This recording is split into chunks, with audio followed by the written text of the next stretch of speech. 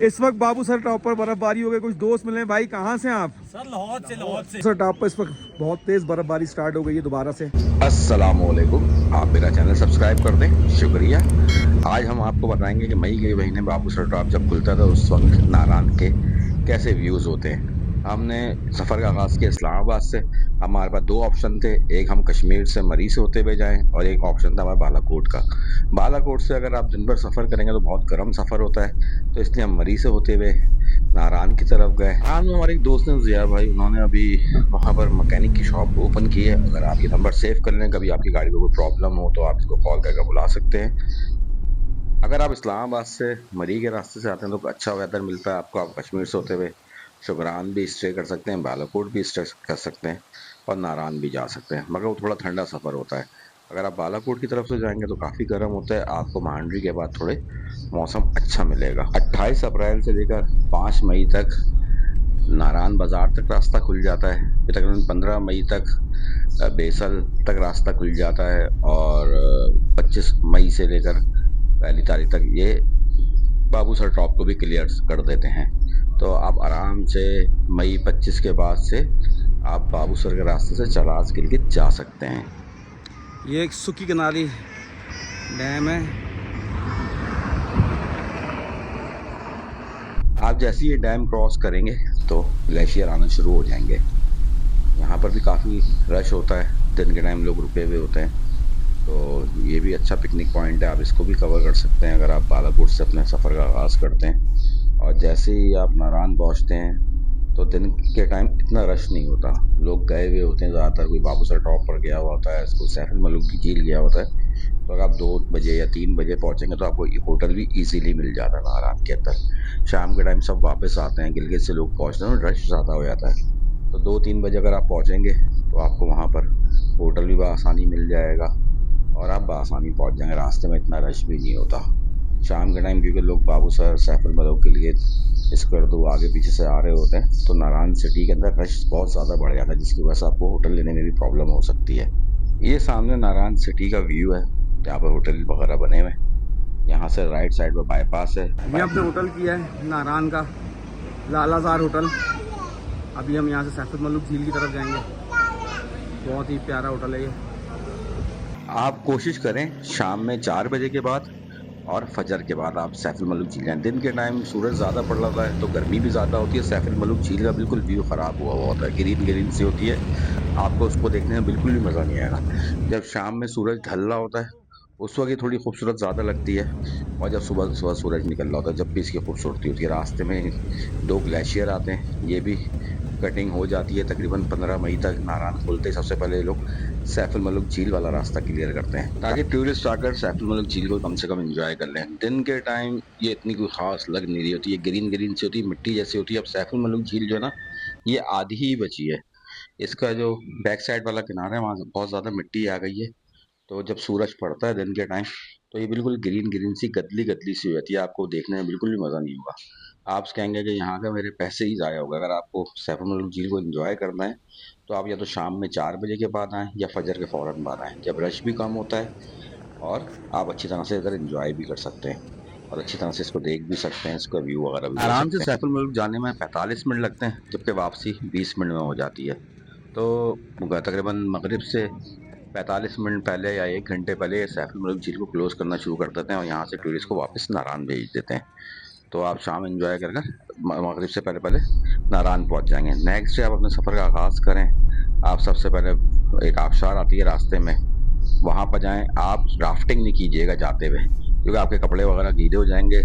मई के अंदर पानी का बहाव काफ़ी तेज़ होता है, तो फिर बाबू सर टॉप पर आपको सर्दी लगेगी। तो आप कोशिश करेंगे जाते हुए राफ्टिंग नहीं करें, वापसी पर कर लें। नेक्स्ट डे जब आप इस्लामाबाद निकल रहे हैं, जहाँ आपको जाना है उस दिन कर लें। जाते हुए आपको ये ग्लेशियर मिलेगा। ये ग्लेशियर जैसे ही क्रॉस करेंगे आप तो सीधे हाथ पे एक बहुत ही खूबसूरत आबशार है।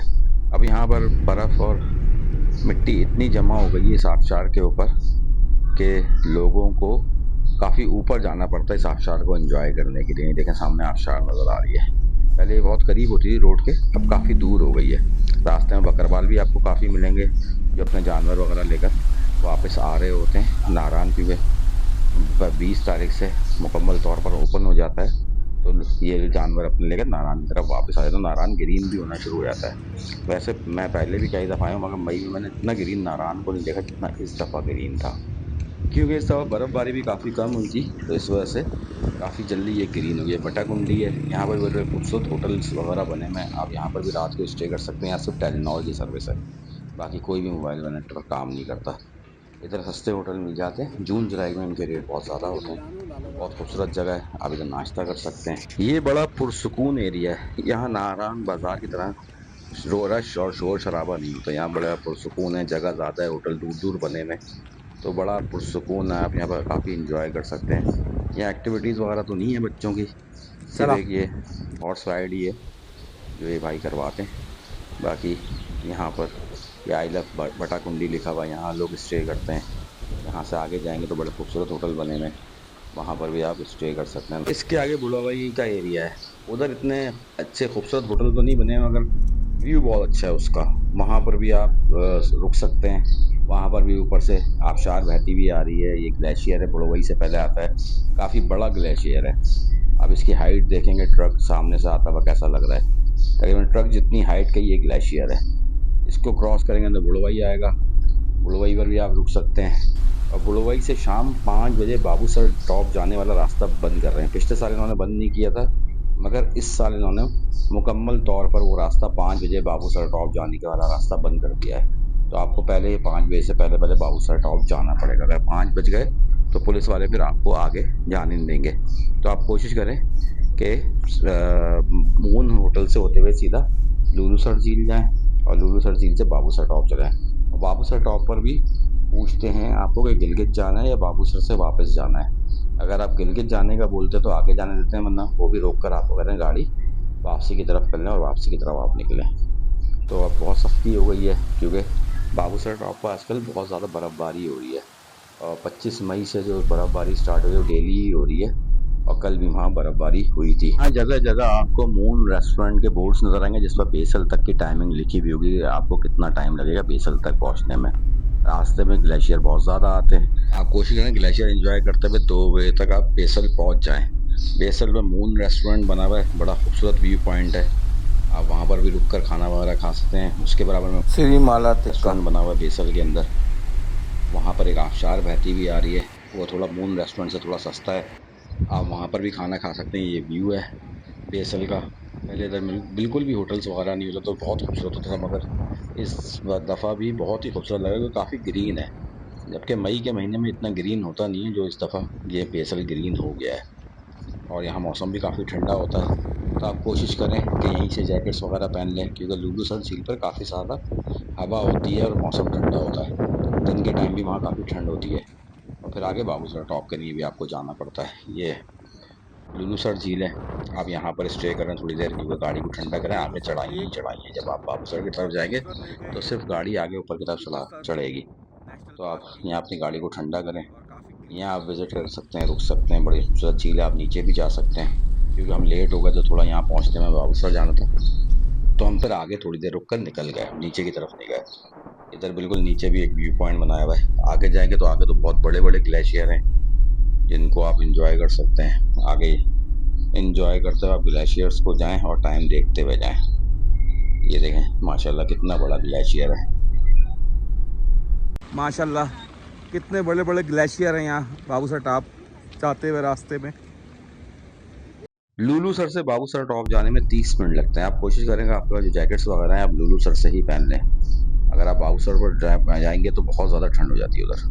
लुलू सर झील जैसे ही क्रॉस करेंगे तो गिलगित बल्तिस्तान का डिस्ट्रिक्ट दियामर शुरू हो जाता है, जो चलास जिसमें आता है। और यहाँ से रास्ता तो काफ़ी अच्छा बना हुआ है, मगर जहाँ पर ग्लेशियर्स हैं वो रास्ता काफ़ी टूटा हुआ है, तो उसमें आपको काफ़ी टाइम लग सकता है, क्योंकि एक ही तरफ का रास्ता ज़्यादातर खुला हुआ था। अगर सामने से कोई हैवी ट्रैफिक आ जाए तो आपको ग्लेशियर से पहले रुकना पड़ता है, गाड़ी क्रॉस कराना पड़ती है, फिर आप आगे जा सकते हैं। जैसे ही आप ऊपर बाबूसर पास की तरफ जाना शुरू करते हैं तो ग्लेशियर वगैरह नहीं आते। सीधे हाथ पर आपको बाबूसर का एरिया नज़र आना शुरू हो जाता है, और सामने की तरफ आपको बाबूसर टॉप नज़र आना शुरू हो जाता है। बहुत ही खूबसूरत व्यू होता है यहाँ पर। मगर गाड़ी बड़ी एहतियात से चलाएं, क्योंकि सामने वाली गाड़ी जो उतर रही होती है उनमें अक्सर लोग ओवर स्पीड आ रहे होते हैं, तो उनके ब्रेक फेल भी हो जाते हैं। आप अपनी तरफ गाड़ी रहकर आहिस्ता आहिस्ता आराम से चलाएं, ओवर स्पीडिंग ना करें। ये सामने आपको जो नज़र है बाबूसर टॉप है। ये जिपलाइन नज़र आ रही है, जितने भी आपको पोल्स वगैरह नज़र आ रही हैं सारे जिपलाइन के हैं। यहाँ पर बड़े बड़े से झूले लगे हुए हैं, बच्चों की स्काई साइकिलिंग है, काफ़ी सारी एक्टिविटीज़ हैं जून में जाकर शुरू होंगी। और जब हम पहुंचे बाबूसर टॉप पर तो मौसम बहुत अच्छा हो रहा था और हल्की हल्की सी बर्फबारी हो रही थी। मुझसे एक गलती हो गई थी कि मैं जैकेट लेकर नहीं आया था, तो यहाँ पर रुकना बहुत मुश्किल हो रहा था।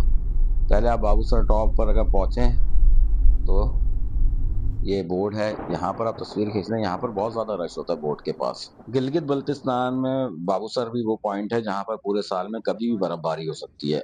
मई, जून, जुलाई, अगस्त, सितंबर, इन महीनों में भी इधर बर्फबारी होती है। तो आप अपने साथ सामान लेकर आएं, चीज़ें, गर्म चीज़ें लेकर आएं इधर बाबूसर टॉप पर जब भी आएं।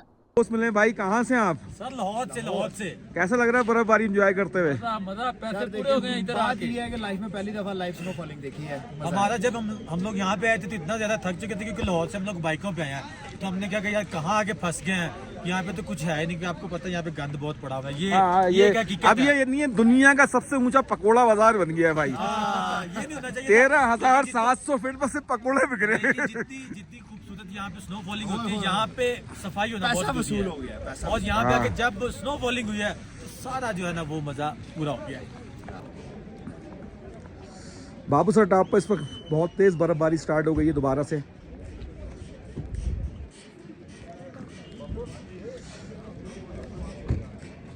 दोबारा से बर्फबारी काफ़ी तेज़ हो रही थी। शाम का टाइम था, मगरिब में भी थोड़ा टाइम रह गया था और यहाँ पर वैसे ही शाम में ठंड ज़्यादा होती है। जब बर्फबारी हो तो बहुत ही ज़्यादा ठंड हो जाती है इस जगह के ऊपर। जैकेट वगैरह थी नहीं, तो हमने वापसी का इरादा किया। ये देखें झूला है, इसके तकरीबन 500 रुपये लेते हैं यहाँ पर। जब हम यहाँ से गुजरे थे तो ये इतना सफ़ेद नहीं था, ग्रीन था, टॉप सफ़ेद थे। मगर जब ये बर्फबारी हुई है तो इन पहाड़ों के टॉप पर भी बर्फबारी हुई है, काफ़ी सफ़ेद हो गया है पहाड़। ये ग्लेशियर है, शाम के टाइम तो ये बहुत ही ज़्यादा जम गए थे, इनमें से बर्फ़ तोड़ना भी मुश्किल हो रहा था और हल्की हल्की बारिश भी हो रही थी। ये सामने टाइगर पिक है, ये बहुत ही खूबसूरत पिक है यहाँ की नारायण की वापसी पर। ये काफ़ी अच्छा व्यू देती है, तो हमने यहाँ पर रुकना था मगर मगरिब का टाइम हो रहा था और बहुत ज़्यादा ठंड हो गई थी, तो हम यहाँ पर भी नहीं रुके, सिर्फ गाड़ी से ही इसकी वीडियोज़ वगैरह बनाई। बहुत ही खूबसूरत जगह है, टाइगर पिक कहते हैं इसको। आपको कैसी वीडियो लगी ज़रूर बताइएगा और आप मेरा चैनल भी सब्सक्राइब कर दिएगा। अगर आपको किसी किस्म की मालूमात चाहिए तो इन नंबर्स पर रब्ता कर सकते हैं। मेरा टिकटॉक अकाउंट है, ये सब आप फॉलो कर लें। शुक्रिया, अल्लाह हाफिज़।